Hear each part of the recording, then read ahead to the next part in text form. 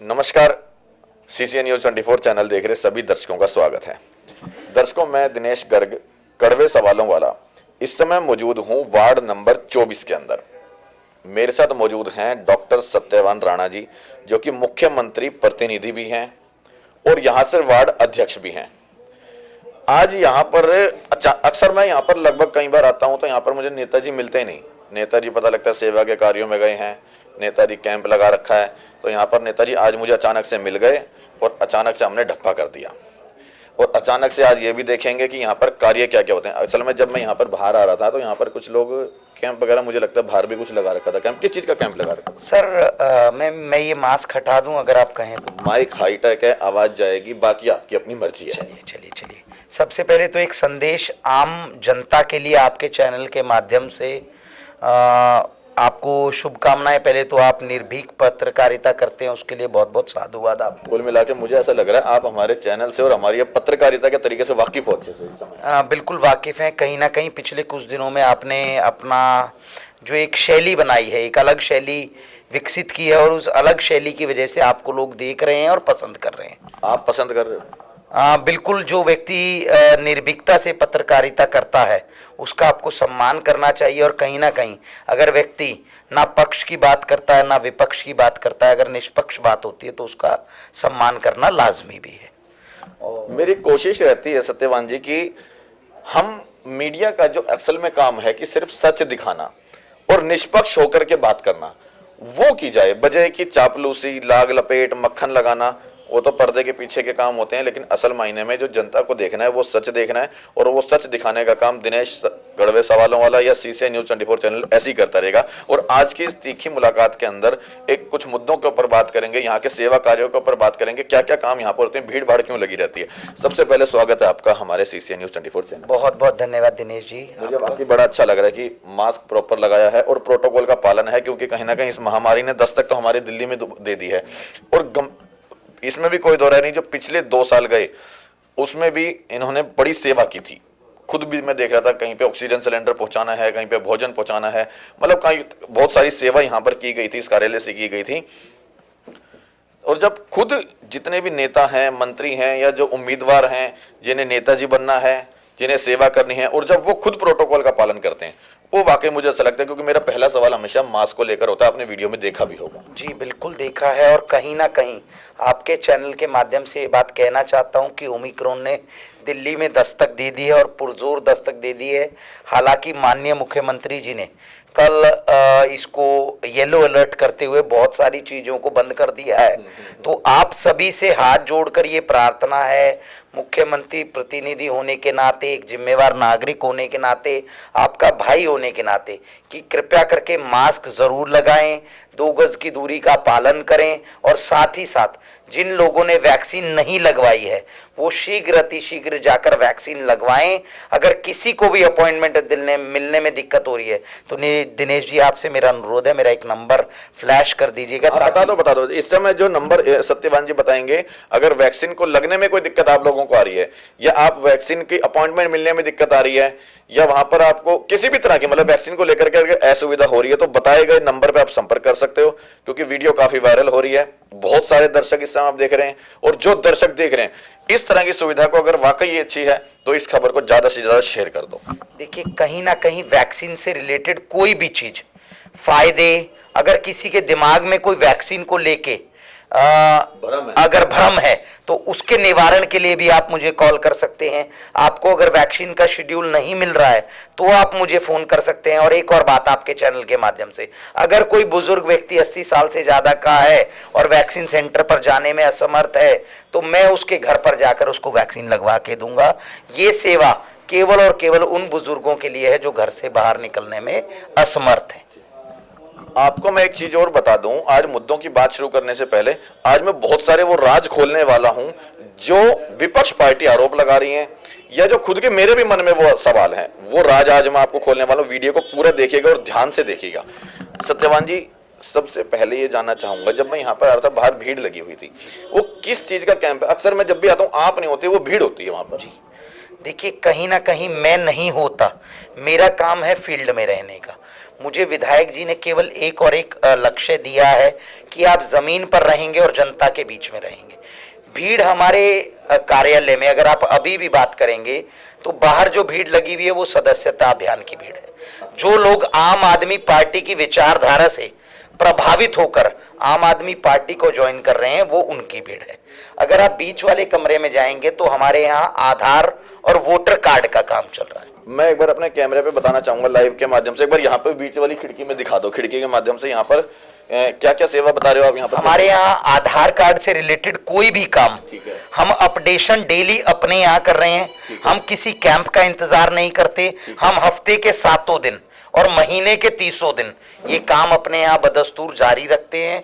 साथ ही साथ हमारे यहाँ लेबर कार्ड बन रहे हैं, ई श्रम कार्ड जिनको हम बोलते हैं। और ये दोनों में फर्क है क्या? लेबर कार्ड में फर्क है। ई श्रम कार्ड जो है वो केंद्र सरकार का है, लेबर कार्ड दूसरा उसका दिल्ली सरकार का है। ठीक है, तो ये दोनों सुविधाएं भी, लेबर कार्ड और ई श्रम कार्ड, मतलब लेबर कार्ड हम नहीं बना रहे हैं क्योंकि लेबर कार्ड में एक तो प्रोसेस बड़ा लेंदी है और दूसरा कहीं ना कहीं उसमें हल्की फुल्की भ्रष्टाचार की कोई गुंजाइश है। अभी मैंने देखा था बहुत से आप लोगों के कार्यालय में, जैसे आम आदमी पार्टी के कार्यालयों में लेबर कार्ड भी बन रहे हैं, लेकिन आपने अभी थोड़ी देर पहले मना किया कि लेबर कार्ड हम नहीं बना रहे क्योंकि हमारे पास हमने 2 ही चीजें चालू रखी हैं अभी। ई श्रम कार्ड जो कि बिल्कुल बेसिक कार्ड है, जो कि हर व्यक्ति का बहुत इजीली बन जाता है। लेबर कार्ड में बहुत सारे दस्तावेजों की जरूरत पड़ती है, अक्सर वो लोगों के पास नहीं होते। तो हमने पहले जो 2 लाख रुपए का एक बीमा सरकार की तरफ से व्यक्ति को मिल रहा है उस ई श्रम कार्ड के माध्यम से, अच्छा, हम सबसे पहले वो ई श्रम कार्ड बना रहे हैं। ठीक है। अभी आप देखेंगे तो शायद मेरी टेबल पे कल वाले ई श्रम कार्ड पड़े भी थे। नवीन दिखाना एक बार, कल जो हमने ई श्रम कार्ड बनाए। तो हम लोग डेली 50 से 60 100 ई श्रम कार्ड डेली बना रहे हैं और फ्री ऑफ कॉस्ट बना रहे हैं। हम उसमें किसी से not even a single money लेते हैं। तो हम कोशिश कर रहे हैं कि हमारे वार्ड में जितने भी आदमी हैं जो कि गरीबी रेखा से नीचे हैं और जिनको वास्तविकता में ज़रूरत है ई श्रम कार्ड की, तो उनसे उनको एक हेल्थ बीमा मिलता है। और कहीं ना कहीं जीवन देखिए अनसर्टेन है, लाइफ इज़ अनसर्टेन, तो उनको एक इंश्योरेंस भी मिल जाता है। इस तरह का हम कार्ड बना के देखते हैं। अच्छा जो है कार्ड है, और कार्ड है ये कल की है जो हमने कल ई श्रम कार्ड बनाए हैं। बहुत सारे लोग, कितने होंगे ये तो 100 से ऊपर आंकड़ा होता है हमारे पास डेली 100 से ऊपर कार्ड बना रहे हो? हम कार्ड बना के देते और पूरे महीने चला रहे हो? और पूरे महीने चलाते हैं इसको। और ये कार्ड सिर्फ इसीलिए रखे हैं कि ये लोग आ जाएंगे और अपने अपने कार्ड यहाँ से कलेक्ट करके ले जाएंगे। हम क्या करते हैं, भीड़ इधर खड़े नहीं होने देते। कोरोना प्रोटोकॉल का हम पालन करते हैं, भीड़ बिल्कुल नहीं। हम आता है व्यक्ति, उसके कागज लेके रख लेते हैं। देर रात तक हम कार्यालय में बैठ के काम करते हैं। हम आपको बता दें, लेकिन तब भी मैं जब भी आता हूँ तब मिलते नहीं हो, रात को मिलते हो क्या? मैं बता रहा हूँ, हम लोग अक्सर मैं 6 बजे तक ऑन फील्ड रहता हूँ और 6 से 11 बजे तक हम लोग कार्यालय में इधर काम करते हैं। कभी दिनेश को अगर अचानक आना हो, मिलना हो और अचानक से कोई औचक निरीक्षण जिसे बोलते हैं वो करना, तो मतलब 6 से 11 बजे तक आ जाए। जी, हम लोग यहाँ कंप्यूटर पे, मैं, प्रदीप राणा, नवीन और ये जो बहुत सारे हमारे साथी कार्यकर्ता, हम लोग पूरे दिन का पेंडिंग काम खत्म करके जाते हैं। मेरी एक आदत है कि दिन का जो भी काम होता है मैं उसकी लिस्ट बनाता हूँ। ये लिस्ट मैं देख रहा था, वाकई बता रहे हैं कि यहाँ पर एक लिस्ट लगी हुई जिसमें 1 2 3 4 5 काम के बाद नीचे लिख दिया आम आदमी पार्टी जिंदाबाद। एक बार नजर डाल दो इस पे, देखो कितने अच्छे शब्दों में यहाँ पे लिख दिया आम आदमी पार्टी जिंदाबाद। ये बड़ा यूनिक तरीका है। पेपर सामने रखो और काम लिख दो। मेरी एक आदत है, जैसे कल मेरे पास एक व्यक्ति समर्थ नाम का बच्चा आया, उसका स्कूल में एडमिशन होना था। ये वो लिस्ट है जो मैंने काम करने थे, विधायक जी के माध्यम से जो काम होने थे, ये उन लोगों की लिस्ट है। क्या काम है? चाहे वो स्कूल में एडमिशन हो, हैप्पी होम में।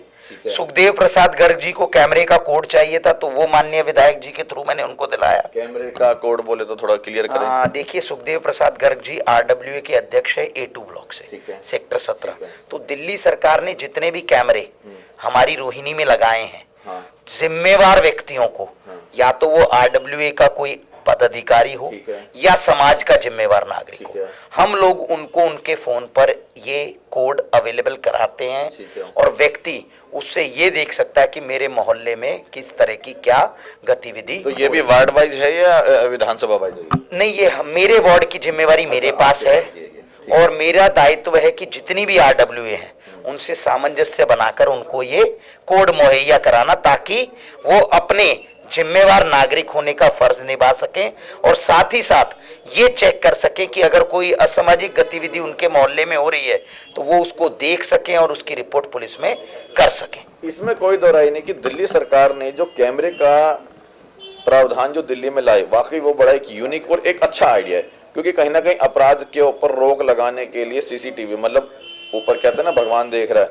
वो आज का भगवान वो डिजिटल हो गया है कि अगर वो कैमरा देख रहा है तो उसके अंदर कहीं ना कहीं आपकी जो आपराधिक गतिविधियां वो कैप्चर हो जाती हैं। और कोई अगर समाज का प्रतिष्ठित व्यक्ति के मोबाइल में अगर इस तरह का कोड प्रोवाइड हो रहा है तो वो अपने मोबाइल के माध्यम से भी उस गतिविधियों को देखकर कहीं ना कहीं उसके ऊपर अंकुश लगा सकता है या लगवा सकता है। उसके बाद हमने एक जॉब के लिए पवन मान जी को कॉल किया था, ओजस स्कूल में ये एक मैडम के जॉब की जरूरत थी। जॉब के लिए तो बहुत सारे बेरोजगार हैं, उनको भी लगवा दो। देखिए मैं वो उनका उधर इंटरव्यू देके आई थी। ऐसा वो तो नहीं है पर्सनल जानकारी में थे? नहीं, मैं तो रूबी पुरी जी हैं, ये इनका बायोडेटा भी होगा मेरे पास कल की डेट का, अगर इसी फाइल में होगा तो ये देखिए, ये मौके पर डॉक्यूमेंट है जो कल आए थे ये मेरे पास, रूबी पुरी जी, इनके लिए मैंने कॉल किया था। जोशी हैंडलूम वालों का आधार कार्ड का काम था और अमित कुमार जी की माता जी को तीर्थ यात्रा पर। आपने 500 काम कर दिए। ये मैंने 5 काम करने के बाद मेरे मन ने कहा कि ये काम मैं आम आदमी पार्टी की वजह से कर पाया हूँ, माननीय विधायक महेंद्र गोयल जी की वजह से कर पाया हूँ, तो मैंने रात को जाते समय इस पर लिखा था कि आम आदमी पार्टी जिंदाबाद। नींद सुकून की आई होगी। बिल्कुल बिल्कुल सुकून की नींद आती है जब आप राजनीति में आकर अगर कोई व्यक्ति अपने व्यक्तिगत स्वार्थ को त्याग कर समाज सेवा का काम करता है तो वाकई उसको सुकून की नींद आती है। सिर्फ शर्त और शर्त एक है कि अपना व्यक्तिगत स्वार्थ अगर आदमी त्याग दे तो राजनीति के आयाम और मायने बदल सकता है। लेकिन आज की डेट में सत्यवान जी, नेताजी, कितने ऐसे लोग हैं जो अपने नीति से राज्य कर रहे हैं, राजनीति में अपने नीति से राज्य कर रहे हैं, सब तो अनीति से कर रहे हैं। देखिए ऐसा नहीं है कि सब, देखिए अगर सब अनीति पे चल रहे होते तो इस संसार का अंत हो जाता। ज्यादातर लोग हो गए होंगे, ज्यादातर हम कह सकते नहीं, ऐसा नहीं है। देखिए कि सब अनीति पे चल रहे हैं, आम आदमी पार्टी ने जितना काम किया है। नहीं, मैं आम आदमी पार्टी की बात नहीं कह रहा, मैं जर्नल कह रहा हूं। आज जो भी बंदा राजनीति में आ रहा है वो अनीति से राज्य करने की विचारधारा पे चल देता है। देखिए पाप का घड़ा थोड़े दिन चलता है, काट की हांडी एक ही बार चढ़ती है। अगर आपने लंबे समय तक समाज की सेवा करनी है या राजनीति में बने रहना है तो आपको कहीं ना कहीं अपने व्यक्तित्व में निखार लाना होगा, अपनी शैली में लालच को हटाना होगा और कहीं ना कहीं केवल और केवल समाज सेवा की भावना अपने मन में रखनी होगी। अगर आपके अंदर ये भावनाएं होंगी तो आप लंबे समय तक लोगों की सेवा कर पाएंगे और कहीं ना कहीं अगर आपके मन में सेवा का भाव है तो आपको रात को चैन की नींद भी आएगी। अभी जैसे दिल्ली के अंदर ओमिक्रॉन ने दस्तक दी, केसेस लगातार बढ़ते जा रहे हैं, तो इसको देखते हुए जहां केजरीवाल जी ने ये येलो क्या बोलते हैं उसको, येलो फेसबुक जो भी लॉन्च किया और रात का कर्फ्यू लगाया। अगर रात की बात करूं मैं, जो 10 बजे से लेकर सुबह 5 बजे तक लगा, क्या ओमिक्रॉन दिन में दस्तक नहीं देता या रात में ही उसके पैर जाग जाते हैं? देखिए अब कहीं ना कहीं कोरोना को चलते पिछले 2 से 2.5 साल हो गए। 2019 दिसंबर में कोविड-19, इसीलिए इसका नाम रखा गया था, सबसे पहले वुहान में चाइना में 2019 में ये वायरस आया था। आज 2021 भी खत्म हो गया, तो कहीं ना कहीं एक सामंजस्य बना के रखना है। व्यक्ति को रोटी भी चाहिए, अगर दिन में व्यक्ति काम, देखिए अरविंद जी ने एक सीधी सी बात बोली है कि सबसे पहले मास्क जरूरी, उसके बाद 2 गज की दूरी जरूरी, उसके बाद अपन में व्यापार पर निकलिए, काम कीजिए। अगर ये केसेस इसी तरह बढ़ते रहे, देखिए स्टेज वाइज इसको किया गया है, कोई बैठक नहीं बुलाई गई, कोई कुछ नहीं बताया गया था कि अगर आपका पॉजिटिविटी रेट 0.5 होगा तो आप येलो फेज में होंगे, अगर पॉजिटिविटी रेट 1 हो जाएगा तो आप ऑरेंज फेज में चले जाएंगे और अगर पॉजिटिविटी रेट 5% चला जाएगा तो आप रेड फेज में चले जाएंगे। तो कहीं ना कहीं सोचने वाले मुख्यमंत्री हैं, लोगों के पेट का भी ख्याल रखना है, पढ़े लिखे हैं। और एक और बात, अरविंद जी का हमेशा ध्यान किसी भी आपदा की तैयारी पर ज्यादा रहता है। चाहे वो पिछली आपदा में हमने जब देखा कि ऑक्सीजन की दिल्ली में त्राहिमाम हुई थी तो उन्होंने इस बार ऑक्सीजन के प्लांट लगा दिए हर हॉस्पिटल में। आप अंबेडकर हॉस्पिटल जाइए, आप LNJP जाइए, आज हर हॉस्पिटल में अपना ऑक्सीजन प्रोड्यूसिंग प्लांट है। पिछली बार जो हमारे साथ हुआ था, जब हम एक एक ट्रक ऑक्सीजन के लिए त्राहीमाम कर रहे थे, परेशान हो रहे थे और ऑक्सीजन के ट्रक हम तक नहीं पहुंच रहे थे, तो अरविंद जी ने आज ऑक्सीजन के प्लांट हर हॉस्पिटल में लगा दिए। पिछली बार आईसीयू के बेड्स की बड़ी दिक्कत हुई थी, आज दिल्ली में अगर आप देखेंगे तो 50,000 नए आईसीयू बेड बनाए हैं, क्योंकि अरविंद जी का एक और एकमात्र ध्येय है कि अपने भाइयों को, अपने दिल्ली वासियों को अच्छी स्वास्थ्य व्यवस्था देना और इस मुश्किल घड़ी में उनके साथ खड़े रहना। मतलब हम ये मान के चलें कि दिन में जो कर्फ्यू नहीं लगाया है वो कहीं ना कहीं लोगों का रोजगार देख करके, और रात में जो लगाया है कोरोना को मद्देनजर रखते हुए। बिल्कुल, रात को तकरीबन लोग जो बाहर घूमते हैं, अब तो सर्दी है, कहाँ घूमते हैं? नहीं, बहुत लोग घूमते हैं। आप रात को निकलिए सीपी की मैं सड़क, कल निकला था, देख रहा था कर्फ्यू पे था, मैं चेकिंग पे था, देखी थी वीडियो। मैंने आपको देखा भी था और आपने देखा भी होगा हमारे केएन काटजू थाने में जितने भी दुकानदार रात को 10 बजे के बाद दुकानें खोली हुई थी, उनको अशोक कुमार जी ने, एसएचओ साहब ने बुलाया और उनको तलब किया और उनसे कहा कि दोबारा ऐसी गलती नहीं होनी चाहिए। तो इस वीडियो के माध्यम से मैं अशोक कुमार जी का भी धन्यवाद करता हूं कि कहीं ना कहीं मुस्तैदी से दिल्ली पुलिस अपना काम कर रही है। आपने वो वीडियो देखी थी जिसमें मैं रात में कर्फ्यू की चेकिंग पे गया था कल? नहीं सर, मैंने नहीं देखी। मैं कल गया था। मैं लगभग रिठाला मेट्रो स्टेशन से लेके आपका पंजाबी बाग, रजौरी गार्डन क्रॉस करते करते मायापुरी तक पहुंच गया। मुझे बड़ा अफसोस हुआ और दुख हुआ कि वहां पर कोई भी कर्मी चेकिंग के लिए नहीं खड़ा है। मुझे किसी ने रोका भी नहीं कि कौन हो, कहाँ जा रहे हो, किस लिए जा रहे हो, और वाहनों की आवाजाही ऐसी जारी रही। लगभग मायापुरी पहुंचने के बाद मुझे कहीं पे एक 4-5 पुलिसकर्मी नजर आए, वो भी पहले तो बैठे हुए थे, कैमरा देख के मीडिया का सचेत होकर खड़े होकर काम करने लगे। तो ये हालात देखकर भी लगता है कि दिल्ली की पुलिस काम कर रही है। देखिए, मैं अपने वार्ड की जो मैंने बात बताई, मैंने आपकी वीडियो नहीं देखी थी, पर मुझे जैसा कि सुबह सुबह खबर मिली कि रात को इस तरह का एक इंसिडेंट हुआ था और जितनी भी दुकानें 10 बजे के बाद खुली थी उनको तलब किया गया, तो एक बहुत अच्छा मूव था कर्ब करने के लिए कि भीड़ ना हो, सोशल डिस्टेंसिंग बनी रहे, क्योंकि कहीं ना कहीं नागरिकों को सही लाइन पर लाने का दायित्व पुलिस का है। और ये तो बात आपने जो बताई ना मेरे को केएन काटजू मार के थाने की बताई, मैं उस चीज को लेकर के सहमत हूं। अगर ऐसा हुआ तो वाकई बहुत अच्छा है, लेकिन जो इंसिडेंट मैंने आपको बताया, जो मेरे साथ मेरे को जो देखने को मिला, कहीं ना कहीं मीडिया जब सर्वे करता है तो उसी के अंदर पता लगता है कि वाकई काम हो रहा है या नहीं हो रहा। लेकिन जब कल हम लोग निकले रात में सर्वे पे, यही चीज मैंने लाइव में भी डाली हुई है खबर पे, और लगभग नाना करते करते जनता का अच्छा प्यार मिला। 18-20 हजार लोगों ने उसको अभी तक देख लिया है।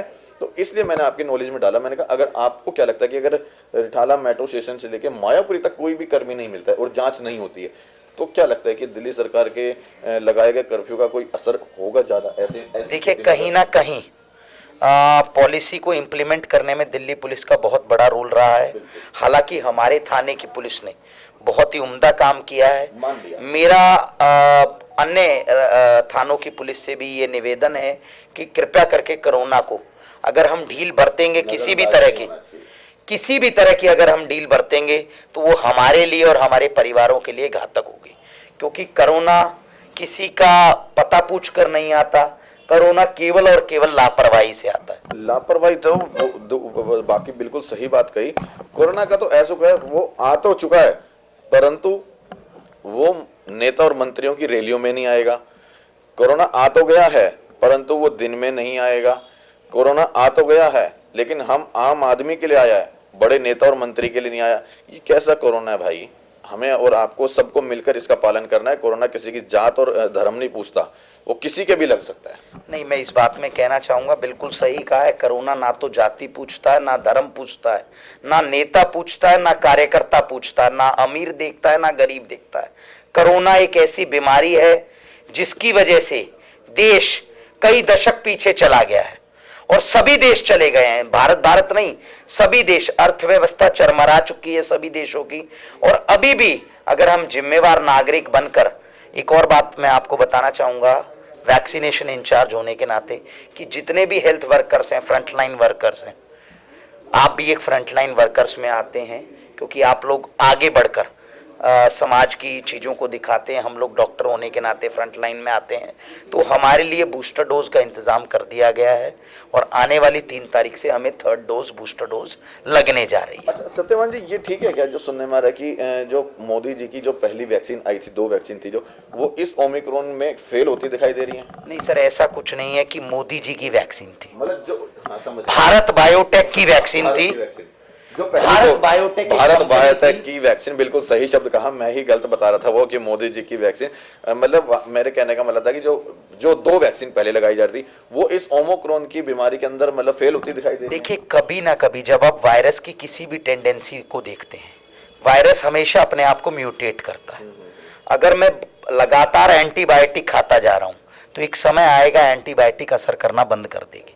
बॉडी में जो मेरे कीटाणु हैं, जो वायरस है, जो बैक्टीरिया है, वो उसको रेजिस्टेंस पैदा कर लेगा उसके अगेंस्ट। पर कहीं ना कहीं अभी तक ऐसा नहीं हुआ है। आंकड़े बताते हैं कि जो आदमी वैक्सीनेटेड हैं उसमें 10,000 व्यक्तियों में से 1000 व्यक्ति में से केवल और केवल 1 व्यक्ति को कोरोना हुआ और वो भी जीवन घातक नहीं हुआ। तो हमारी वैक्सीन कंप्लीटली सेफ है और ये बात ऑल ओवर वर्ल्ड मानी गई है। कोविशील्ड वैक्सीन को ऑल ओवर वर्ल्ड अप्रूवल दिया गया है। कोवैक्सीन एक अच्छी वैक्सीन निकल के आई थी। दोनों वैक्सीनों के अपने अलग अलग वो हैं और कहीं ना कहीं वैक्सीन पे पूरा भरोसा रखिए, ये वो रामबाण है जो आपको इस बीमारी से बचा सकता है। लेकिन अभी भी कहीं ना कहीं कैनॉट प्लेस चले जाओ, लाल किला चले जाओ, सरोजनी नगर की मार्केट में चले जाओ, भीड़ जो की तो है और लापरवाही यूं क्यों है, बिना मास्क के, बिना सोशल डिस्टेंसिंग के और जबरदस्त गैदरिंग है। देखिए, कहीं ना कहीं हमारे भारत में, मैं अगर बात करूं भारत की, तो लोग बागों को बड़ा शॉर्ट टर्म है, मेमोरी लॉस जिसको बोलते हैं, एक बीमारी बोल देते हैं। पिछली बातों को हम लोग याद नहीं रखते, तुरंत भूल जाते हैं। अभी वो दिन दूर नहीं था जब मार्च अप्रैल की बात थी, त्राहिमाम बची हुई थी। एक दिन की बात मैं आपके कैमरे के माध्यम से बताना चाहता हूँ। एक दिन रात को हम सिलेंडरों के विधायक जी के मार्गदर्शन में हम सिलेंडर इंतजाम में लगे हुए थे। कौन से? ये ऑक्सीजन के, जब ऑक्सीजन की बड़ी त्राहिमाम मची हुई थी, तो एक दिन रात को मेरा फोन तकरीबन 12-1 बजे बैटरी खत्म होने की वजह से फोन ऑफ हो गया मेरा। तो कैमरे के माध्यम से बता रहा हूँ, रात को 3 बजे मेरे घर की घंटी बजती है। अच्छा। तो मैं हड़बड़ा के दरवाजा खोलता हूँ। कभी कोई चोर तो नहीं आ गया? नहीं, चोर, हाँ भाई, हड़बड़ाहट, रात को 3 बजे अगर घंटी बजती है तो आदमी हड़बड़ा जाता है। जब मैं 3 बजे उठ के देखता हूँ तो माननीय विधायक जी घर के नीचे खड़े थे और उन्होंने मुझे कहा रात को 3 बजे कि सत्यवान, श्राइन हॉस्पिटल में ऑक्सीजन खत्म हो गई है, हमें जल्दी से जल्दी ऑक्सीजन का इंतजाम करना है। और रात को 3 बजे हम महावीर गैस एजेंसी पे जाते हैं और 3 बजे हम जाके 11 ऑक्सीजन के सिलेंडर उधर से अरेंज करके लाते हैं और श्राइन हॉस्पिटल में लगाते हैं, जब उन मरीजों की जान बचती है। तो कहीं ना कहीं हमें उस समय को दोबारा नहीं लेके आना है कि रात को जयपुर गोल्डन में गैस खत्म हुई थी सर, बहुत सारे हॉस्पिटलों में गैस की कमी हुई थी। एक समय ऐसा था कि ऑक्सीजन की कालाबाजारी हो रही थी और माननीय विधायक जी ने किसी से 1 रुपया नहीं लिया गैस का। और मैं आपके चैनल के माध्यम से बताता हूं, जो महावीर गैस थी उसने भी, बेचारे ने हमसे 1 भी सिलेंडर भरने का कोई पैसा नहीं लिया। हालांकि उन 2 मालिकों में से एक मालिक ने अपनी जान गंवाई उस कोरोना के टाइम में, ठीक है, और एक लड़का जो हिमांशु जैन है, जो उसका मालिक है, उसने बेचारे ने हमसे उस पूरे कोरोना काल में, चाहे हमने उससे 1000 सिलेंडर भरवाए, उसने बेचारे ने 1 नया पैसा नहीं लिया कभी हमसे। दर्शकों, मैं एक चीज और बता दूं, पूरी वीडियो देखोगे जब आपको ये सच पता लगेगा कि रात को सत्यवान राणा जी 3 बजे क्यों विचलित हुए थे, क्यों परेशान हुए थे, क्यों चिंता में आ गए थे, अचानक क्यों कुंडी खटकी थी, ये पूरी वीडियो देखने के बाद ही पता लगेगा। तो कहीं ना कहीं आज भी मैं, ये आपके सवाल का जवाब था कि नेता सभी लोग अपने स्वार्थ में लगे हैं, ऐसा नहीं है। बहुत सारे लोगों की वजह से आज भी जीवन चल रहा है, जो भगवान में आस्था है लोगों की, जो एक दूसरे का मदद करने वाली बात है। और विधायक जी के बारे में आपको एक और बात बता दूं, ये वही विधायक जी हैं जिन्होंने रामलीला मैदान में अन्ना की रसोई चलाई थी और वो बिना स्वार्थ के चलाई थी। मेरे ख्याल से रसोई वहां भी चली थी आप लोगों की शायद। किसान आंदोलन में भी विधायक जी ने रसोई चलाई थी और बिना स्वार्थ के चलाई थी, क्योंकि वो रसोई पंजाब और यूपी के लोगों के लिए चलाई थी। अगर आदमी स्वार्थवश रसोई चलाता तो दिल्ली के लोगों के लिए चलाता। और कहीं ना कहीं आप जो भी कार्य कर रहे हैं उसको ईश्वर देखता है और ईश्वर सर्वोपरि है और ईश्वर आपको आपके हर कार्य का फल देता है। अगर आप ये समझेंगे कि मैंने आज किसी की मदद की और मुझे शाम को फल मिल जाए, तो ऐसा नहीं होता। ईश्वर आपके हर कार्य का आपको बराबर फल देता है। और जैसे कि आपने बताया, नीचे जैसे सीसीटीवी लगे हुए हैं, ऐसे ही ईश्वर के पास भी सीसीटीवी लगा हुआ है और डायरेक्ट ब्रॉडकास्ट हो रहा है। तो कहीं ना कहीं ईश्वर से डरिए और उसमें आस्था बनाए रखिए, जन कल्याण की भावना से काम कीजिए, लोगों की मदद कीजिए। यकीन मानिएगा बहुत अच्छी नींद आती है। अभी हाल में ही जो दिल्ली सरकार ने येलो अलर्ट किया है, जो चीजें बंद की हैं, क्या क्या चीजें बंद की हैं, किन किन चीजों पर रोकथाम लगाई है? देखिए, सिनेमा हॉल कंप्लीटली बंद कर दिए गए हैं, जिम्नेजियम कंप्लीटली बंद कर दिए गए हैं, लोकल मार्केट्स को ऑड इवन की उस पे खोला जाएगा अब तर्ज पे। स्टैंड अलोन मार्केट्स जो हैं, जो अकेले में एकांत में दुकान है, वो सुबह 10 से 6 की क्राइटेरिया पे खुलेगी। उसके बाद हेल्थ स्पा भी बंद कर दिए गए हैं, स्कूल दोबारा कंप्लीटली बंद कर दिए गए हैं।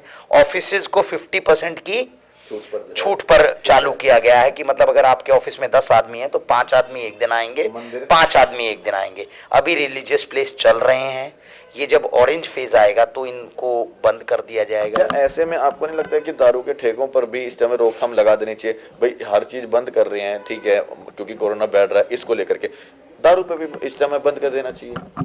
देखिए, फेज वाइज होगा ये। जैसे बताया मैंने आपको कि अगर पॉजिटिविटी रेट 0.5% है तो उन जगहों पर देखिए, वहां जगह बंद की जा रही हैं जहां मैन टू मैन कांटेक्ट हो सकता है, क्योंकि कोरोना फैलता है कांटेक्ट के थ्रू। मान लीजिए मैंने खांसा, छींका और वो आपके ड्रॉपलेट्स आपके पास आ गए तो कोरोना फैलने की। जैसे वाइन लेते हैं तो, हाँ वाइन लेते हैं, बताइए इसमें तो हाथ से तो जा रही है वो, तो ऐसे तो हाथ से तो मंदिर में भी चरणामृत जा रहा है। वही कह रहा हूं। ये लास्ट वाला फेज होता है, ये कैटेगरी बना दी गई है कि भाई हमने कहीं ना कहीं विपक्ष को कहीं ना कहीं अगर मैं आलू लेने भी जा रहा हूँ बाजार में, ये विपक्ष को इस समय कंफ्यूजन है, जनता जानना चाहती है इस चीज को, इसलिए मैं क्लियर करवा रहा हूं। देखिए, कहीं ना कहीं पॉलिसीज बनाई गई हैं, सोच समझ के पॉलिसीज बनाई गई हैं कि किस स्टेप पे हमने क्या बंद करना है। ये ऑलरेडी डिसाइडेड है और बिना जैसे कल किसी भी तरह की मीटिंग किए, बिना कोई विलंब किए, आप खुश है ना केजरीवाल जी के स्टेप से कि आज अगर पॉजिटिव रेट 0.5 है, 0.5 का मतलब समझ रहे हैं कि हमने 100 आदमियों को टेस्ट किया तो उसमें आधा आदमी पॉजिटिव निकला, मतलब 200 पे 1। अगर 200 पे 1 पे इतनी चीजों में रोकथाम लगा दी तो जब ये 200 पे 2 होंगे तो अगला स्टेप आ जाएगा, और जब ये पॉजिटिविटी रेट 200 में 10 होंगे तो कंप्लीटली लॉकडाउन आ जाएगा दिल्ली में। तो उम्मीद चाहूंगा वो समय ना के माध्यम से कि लॉकडाउन ना आए।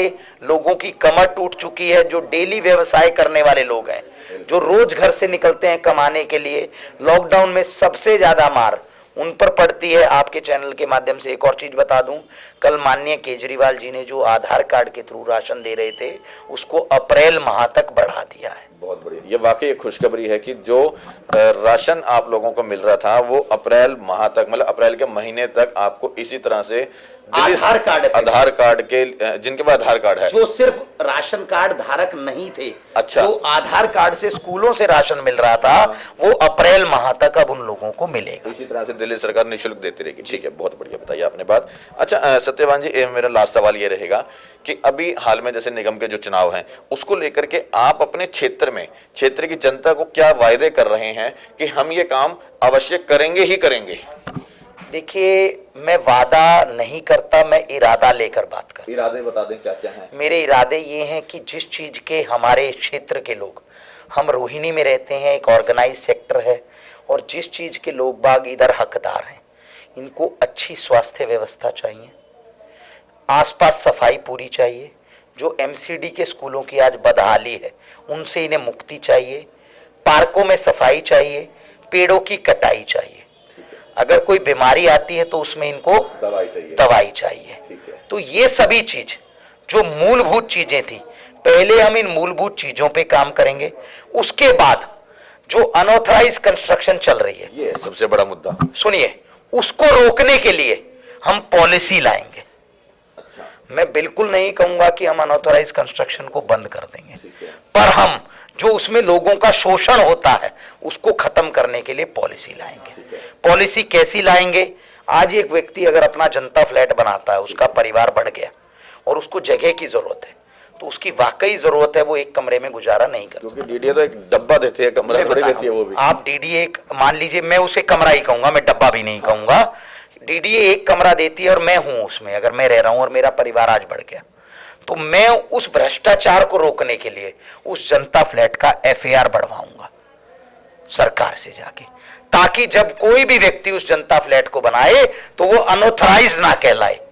दूसरी चीज, फ्लोर वाइज मैं कोशिश करूंगा सभी जनता फ्लैट या बिल्डिंगें रेगुलाइज हो, ठीक है, जिससे फिर भ्रष्टाचार पर रोक लगेगी। ठीक है। तीसरी चीज, जो रोहिणी में एक प्रथा है चलने की, जोड़े बनते हैं, मैं कोशिश करूंगा 90 मीटर तक के, 60 मीटर तक के जोड़े रेगुलाइज हों, ताकि फिर जब ये सारी चीजें कर दोगे तो कमाओगे कहां से? सर देखिए, मेरे पास भगवान की दी मौज है। मैं जब आज बिगर संवैधानिक पद पर बैठे ये सारे काम कर पा रहा हूं, तो मैं आगे भी, भगवान की मेरे ऊपर कृपा बनी रहे, मुझे किसी भी व्यक्ति की आय में से एक फूटे पैसे की जरूरत नहीं है। मैं सिर्फ और सिर्फ ये चाहता हूं कि क्षेत्र का विकास हो और लोग बाग अच्छी जिंदगी जिए, और वो जिंदगी जिए जिसके वो हकदार हैं। बहुत बढ़िया। अच्छा चलो, अंत में अब एक चीज बताओ, खबरें हमारे चैनल की रेगुलर देख रहे हो? बिल्कुल देख रहे हैं। कैसी कल वाली नहीं देखी थी, रात वाली। कल तो रात को करी थी, हो सकता है अचानक ना देखी, सुबह हम आगे टपक गए यहाँ पे। नहीं, कल इसीलिए नहीं देखी थी, हम रात को 12 बजे तक ऑफिस में थे, काम कर रहे थे, तो समय नहीं मिला। सुबह आज मैं करोल बाग चला गया था, तो इस वजह से, वरना मैं अक्सर आपकी खबरें देखता हूँ, और उसमें मैं आपकी खबरें दो तरीके से देखता हूँ कि एक तो आप क्या पूछ रहे हैं और सामने वाला क्या जवाब दे रहा है, और दूसरा हम उसमें से इंटरप्रिटेशन करते हैं कि हम इसमें से अच्छी चीज क्या निकाल सकते हैं, क्योंकि किसी भी चीज में से अच्छी और बुरी दो चीजें निकाली जा सकती हैं। हमारे इंटरव्यू में क्या रहती है, कवरेज में क्या रहती है? देखिए, कवरेज में अच्छी चीजें रहती हैं, आप निर्भीक होकर सवाल पूछते हैं लोगों से, लोग बाग उसके जवाब देते हैं, और अच्छा भी है, आपने निर्भीक होकर पूछना भी चाहिए, पर कहीं ना कहीं कोशिश कीजिएगा कि एक बैलेंस बना रहे, पार्टीवाद ना आए किसी भी चीज में, आप निर्भीकता से सवाल पूछते रहिए, और हमारा पब्लिक के नुमाइंदे होने के नाते,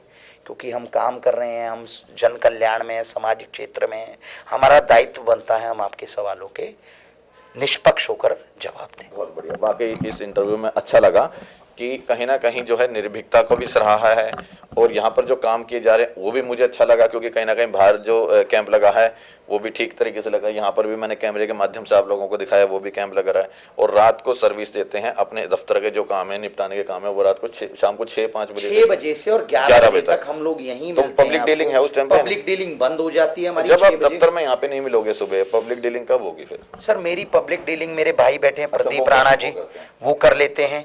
मैं क्षेत्र में निकल के, जो अरविंद केजरीवाल जी ने का बात कही थी कि मैं ऐसी दिल्ली का निर्माण करूंगा कि आपके नेता, आपके मंत्री जो होंगे वो आपके दरवाजे पे आएंगे और आपका काम करके जाएंगे, हम उसी पग शैली पर काम कर रहे हैं, उसी चीज को दिमाग में रखते हुए काम कर रहे हैं। और विधायक जी ने एक ही बात कही है कि लोगों के पास जाओ, उनकी समस्याएं सुनो और उनको दूर करने की कोशिश करो। दर्शकों, अगर आपको भी हमारे चैनल की सभी खबरें पसंद आती हैं तो कमेंट बॉक्स में अपनी राय दें। अगर कोई चीज़ आपको लगता है ठीक नहीं है तो भी वो कमेंट बॉक्स में राय दें, और इस तरह की खबरों को देखने के लिए हमारे साथ बने रहिए CCN न्यूज़ दिल्ली के साथ।